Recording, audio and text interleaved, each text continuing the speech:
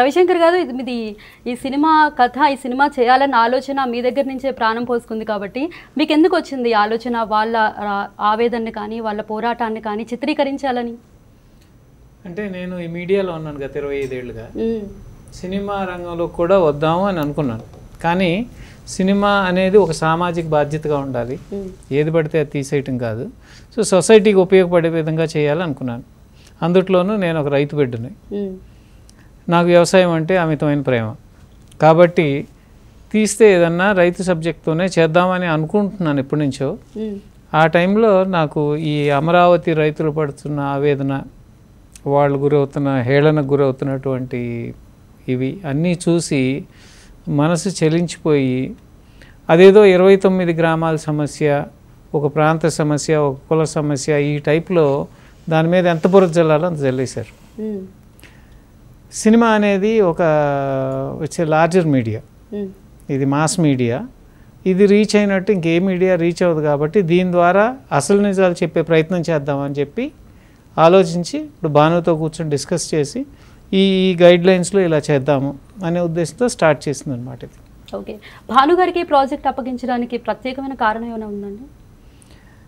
భానునే నేను కలిసిన మొట్టమొదటి వ్యక్తి భానునే ఈ సినిమా అనుకున్నాక.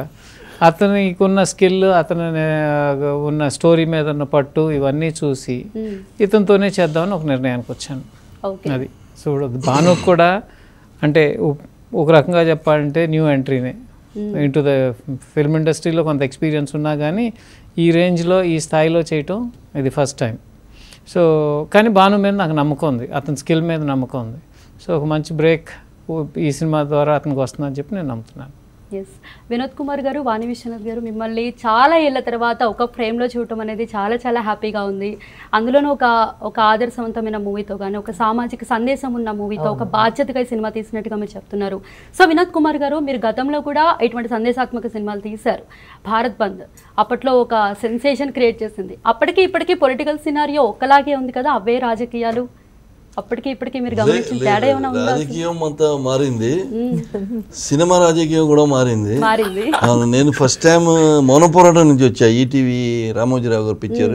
ఆ పిక్చర్ కూడా very content based, real story, నేనే హీరో నేనే విలన్, అలాంటి పిక్చర్తో నేను ఇంట్రడ్యూస్ అయ్యా.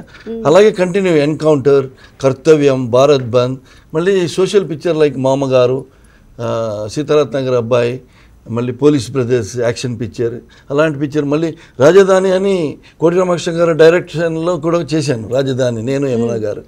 బట్ ఈ రాజధాని ఫైల్స్, ఈ ఫైల్స్ అంటే I always congratulate mister Ravi, మా బెస్ట్ ఫ్రెండ్ అండి. ఇండస్ట్రీ నేను బిగినింగ్ వచ్చినప్పుడే ఈయన ఫ్రెండ్ నాకు.